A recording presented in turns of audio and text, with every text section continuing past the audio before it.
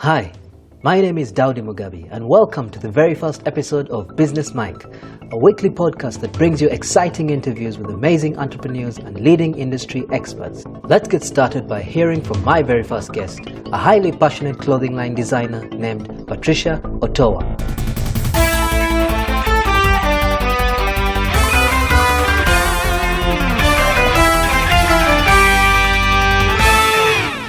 Thank you, Patricia, for being here today, and would like to know who you are and what you do. My name is Patricia Otoa. I am a clothing designer. Okay. I currently manage a clothing store called OP Clothing, which currently has 3 outlets. One in Bugolobi at Gatomato Restaurant, another at Prunes in Kololo, which is also a restaurant. And the third one is an outlet at Acacia Mall in a large store which basically accommodates all designers within East Africa called Bold. So I have a small outlet there as well. Is there any reason why you picked those particular places? The main reason for me is I was looking for a way to tap into customers without really struggling. Yeah. Because when people come to eat food at restaurants, for example, they end up going to the washroom to look around, and they're basically looking all over the place. So my stores are opposite the washrooms at all stages, at all outlets. So it's easy for people to go and, just take a sneak peek as to what we are doing, and then later come, even if they don't buy, they later come back as clients. So another reason was mainly the security. It's very secure. I can trust that I will not, just walk into the store one morning and I've been robbed. Why? Because it's a restaurant and it's locked and it's taken care of, and I don't have to worry about that other feature. Now, with regards to your business, do you have any role models that inspired you to do this or people you look up to? Yes. The number one role model I look up to is my late father. He was an ambassador to Germany from Uganda, and he always told me one thing: as long as you're organized, you can do anything in the world. So that just kept driving me, and building on me. So what is important is always to be organized. Put your notes together. I have a meeting at this time. Be there at that time. No matter how small it is, it always adds to an element that will build you, much as you don't see it. Yeah. But as long as you're organized, you can do anything. True. Yeah. True. There's a book called The Compound Effect. Have you read it? No, I haven't. It's basically that. It's about doing the small things, right? It's like doing exercise for like 5 minutes every day. You won't see the results in a week, but like in months you'll see what those small 5 minutes do for you. I should look out for that, the compound effect. The compound effect. Okay, let me take note of that. All right, so can you briefly tell us about your business in general? What do you do? What types of products do you put out? And who are they for? Well, at the moment, I'm doing quite a lot. I make African clothing. Okay. So I have an Afro-urban creation. It is basically a mix of African clothing with a bit of European style to make it fun for people to wear. Yeah. So it's not the ordinary, maybe, clothing that was African, that was typically African. Yeah. Mine has a twist to it that makes it enjoyable for you to wear. Right. Like fun. Like you could wear it basically every day. Right. Because people had sort of like conservative thoughts towards African clothing. Like, I don't want to be seen in that. It's always too long, or it's always boring. Yeah. But I created something that is fun for people to wear, play around with the colors, and then give it a European twist. Okay. So many of my clothing is worn by women, because women shop a lot. They just can't get enough. Yeah. I also design for men, however, and I design for kids. Okay. So the kids collection is also really quite popular at OP. So many parents shop here for their kids. For the men, I would say not so much at the moment, in a sense that we're really I'm still analyzing and trying to understand what men love, or what men would really die for once they see it hanging, considering they don't really shop a lot. True. And they're quite picky when it comes to colors, when it comes to fabrics, when it comes to... So I'm really studying and talking to a few friends here and there, and even our clients, to see how I can build on that. When you make something for a woman, for instance, where do you get the inspiration to design something, like the patterns, the design? How do you come up with that? Basically, that's a very good question.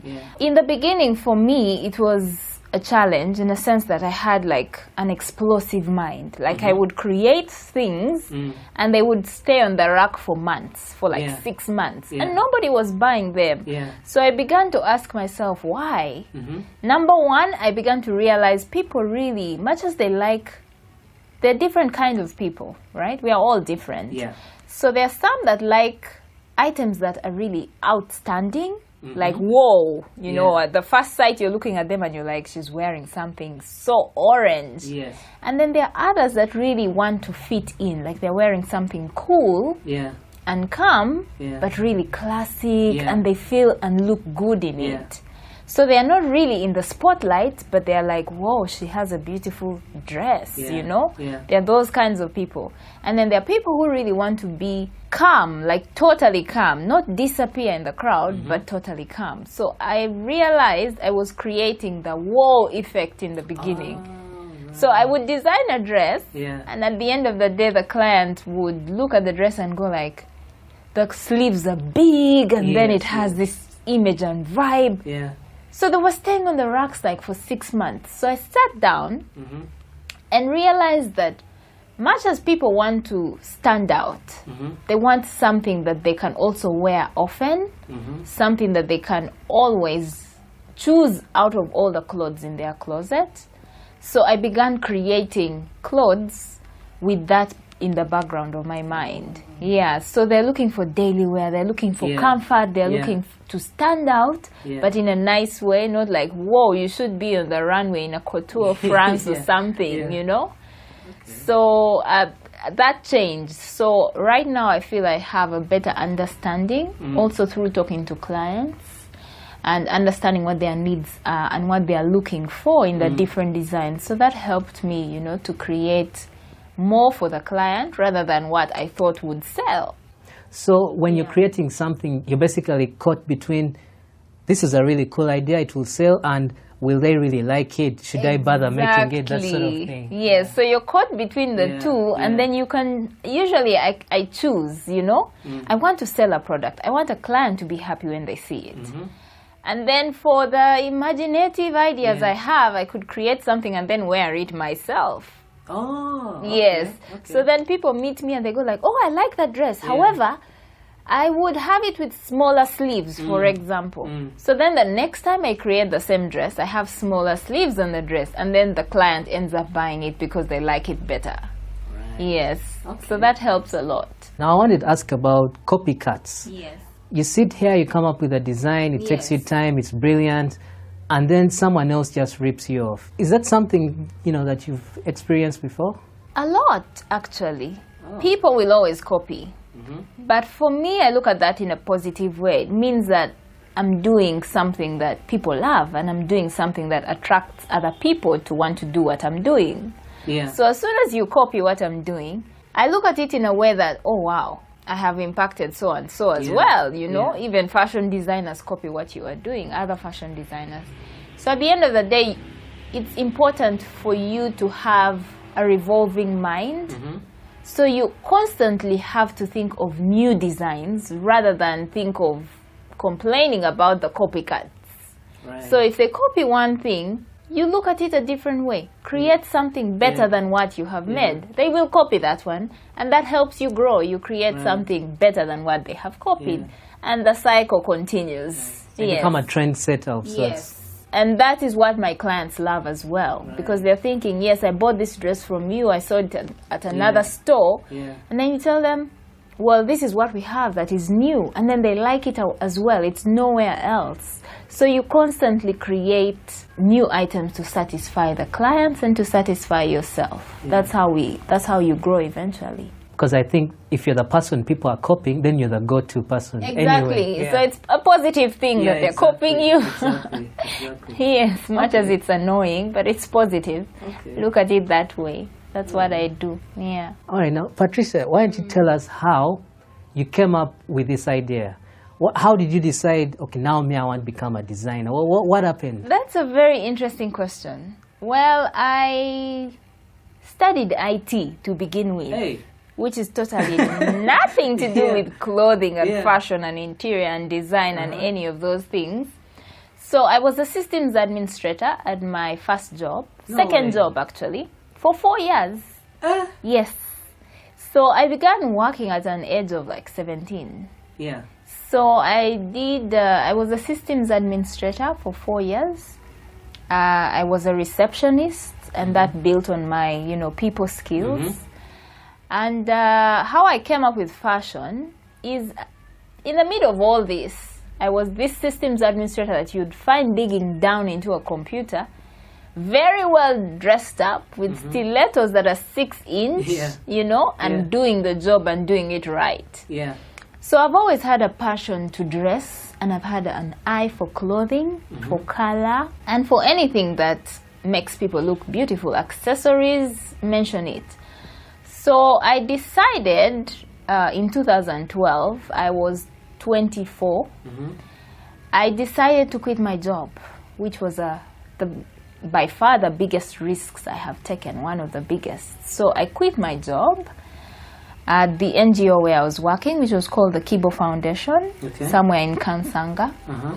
I'd been there 4 years. I'd done a bit of PR for them besides the systems admin. So I quit my job, and I just woke up and decided to start a clothing line out of nowhere. I started with my salary that I had got for 2 months. So I saved up for 2 months, only 2 months. I was getting $300,000 a month, which is approximately $120 back then. So I started with $240 to start this business. My main drive was the passion. Yeah. I was thinking sometimes, you just get overwhelmed by the thoughts and what you can do with whatever you have. So I was just thinking, I'm passionate about clothing, I can do it. So me starting with 500,000, back then I got a second-hand machine, sewing machine, which was 100,000. And I got a trainer who we agreed to 100,000 for a period of 3 weeks to start. What do you mean by a train? Someone to mentor Someone to train me how to make the clothes. Oh. Otherwise, I would not be able to do it. Oh, so prior to starting, you just knew fashion was your thing, but you didn't have like I had real... no idea how to make a dress. I had no idea what processes are followed. Yeah. No idea whatsoever. So I figured I can't get into the business without knowing this. And I wasn't one of those who was planning to bank onto other designers, sort of like bring clothes from China, Dubai, or wherever, and say I'm a designer by setting up a boutique. I believe those are actually stylists and not designers, because they do not know, the beginning of everything. You need to know what fabrics to use, what colors to use, how to make the dress from scratch. So I needed that skill, which I didn't have at all. So the lady trained me. It took 6 months for me to get to a level where I could actually make something beautiful. So that is how I started. During those 6 months, whatever I would make, I would sell to friends.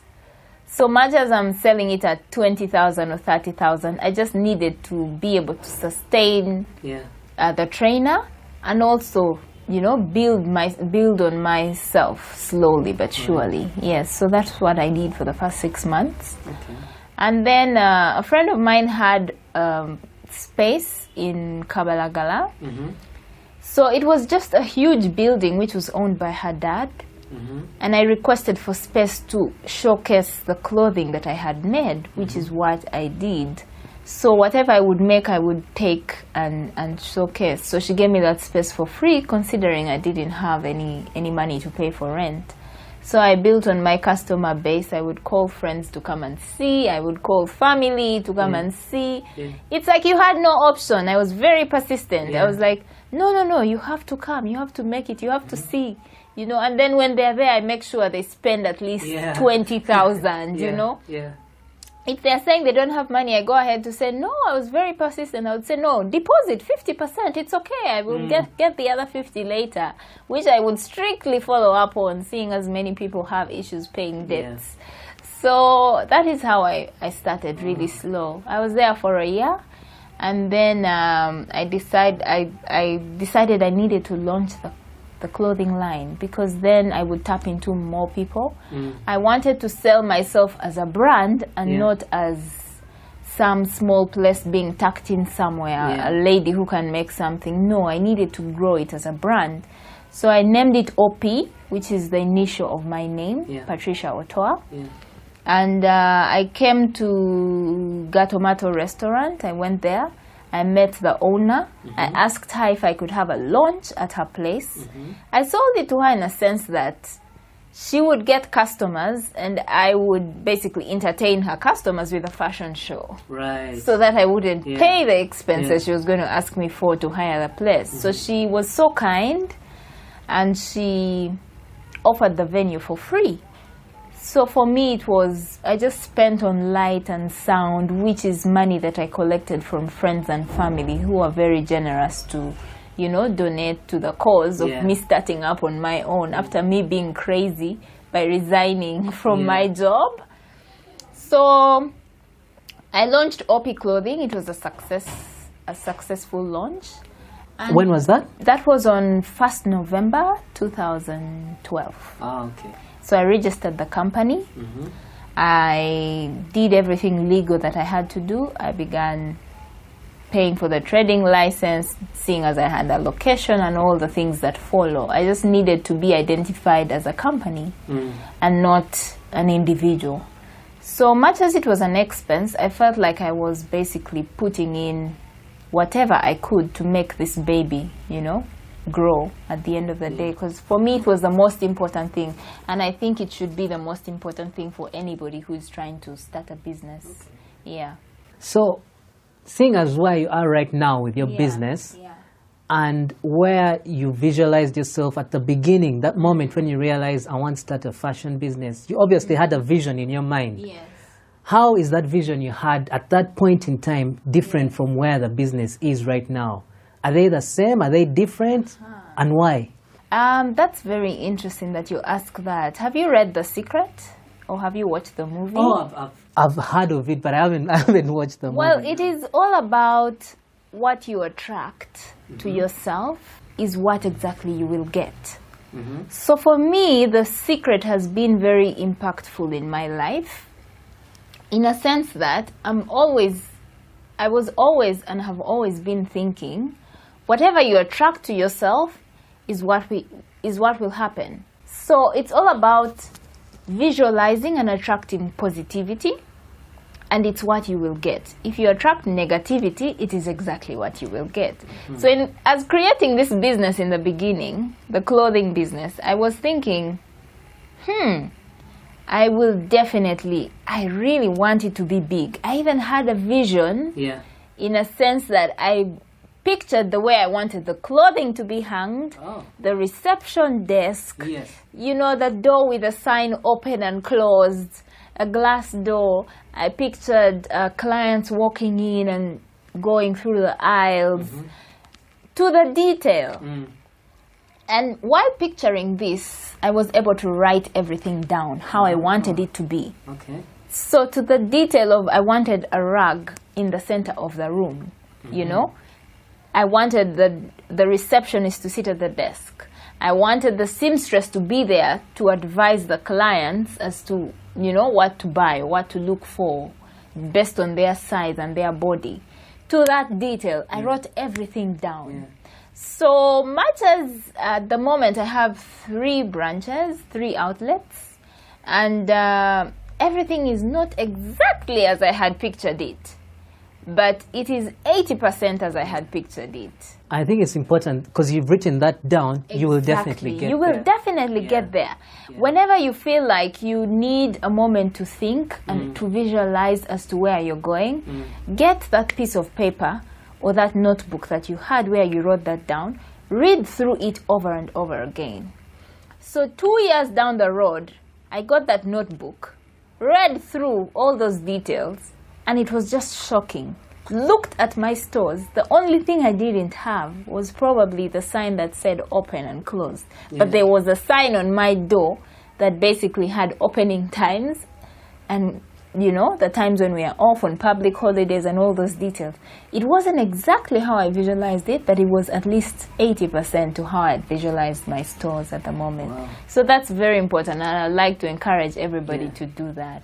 Now, writing down, and not just business ideas, but generally everything, like tasks for the day. Exactly. Writing down is one thing, but then working towards it and totally believing that you're going to achieve whatever you have set yourself out to do is another thing, which is really important in business. What's the best moment you've ever had at OP? What's your happiest moment? My happiest moment?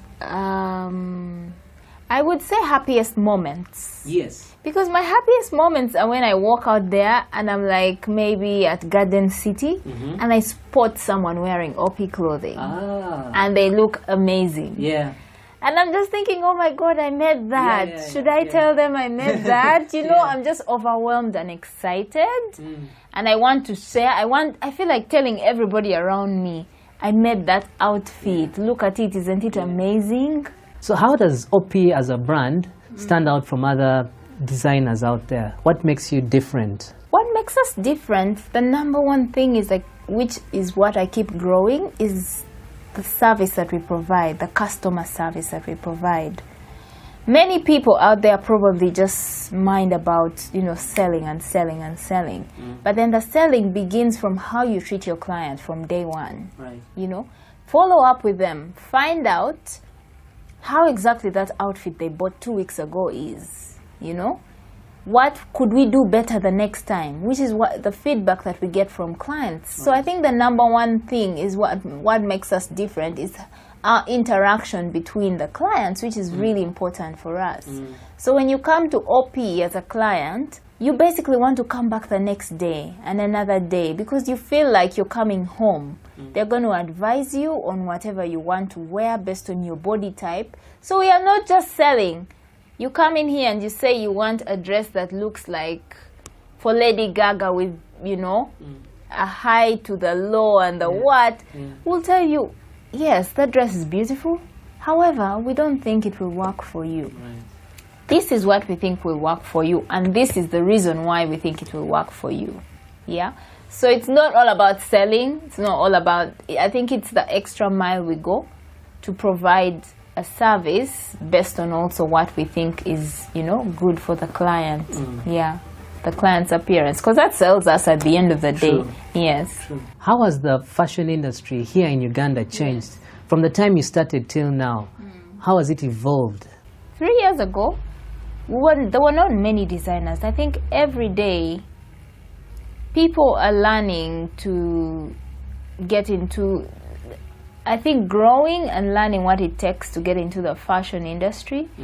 I still think we need a very good fashion school in Uganda or in East Africa. I think yes, we do. We definitely do. But I don't think they are good enough. Right. Yes. So you're better off getting probably a trainer and having them teach you whatever is to be done rather than attending the fashion school, which is, yeah, I would say. Because I wanted to do a fashion course, looked at the expenses of the fashion school, and they didn't really match up with the, you know, with what I wanted to achieve at the end of the day. So it's sort of like I was going through another, you know, process without having the one-on-one attention that I needed, which is what I think many people who attend the fashion schools in Uganda are struggling with. So you leave the school and it's basically up to you, you know, rather than having, you know, someone really study and know what it takes to get into fashion before they graduate or before they get a certificate or a qualification. So I'm looking to build a fashion school someday. Oh, that's good. That is a dream that I have, yes. I think that is something we really need in the region, which we don't have at the moment. Okay. Yeah. All right, so final question. If you were the host of this podcast show and I was the guest, what is the one question you'd ask me? What's the one question I'd ask you? I would ask you what motivates you every day. Oh, I think happiness. Yeah. During the day, sometimes we go through certain moods. Yes. But then I think to myself, we have less and less time on this planet. Yes. So I don't know what's going to happen today, tomorrow, the next few hours. True.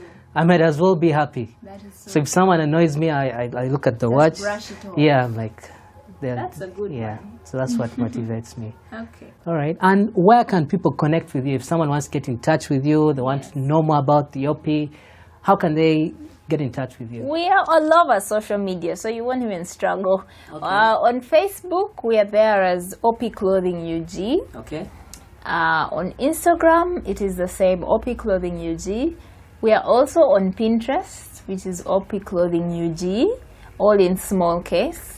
We are also on WhatsApp on a certain number, which is convenient for us to communicate with our clients. Yeah.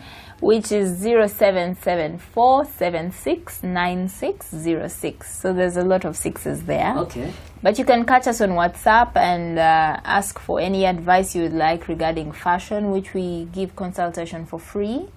And just drop in any of our stores at any point. Yes. Okay. We would be happy to receive you.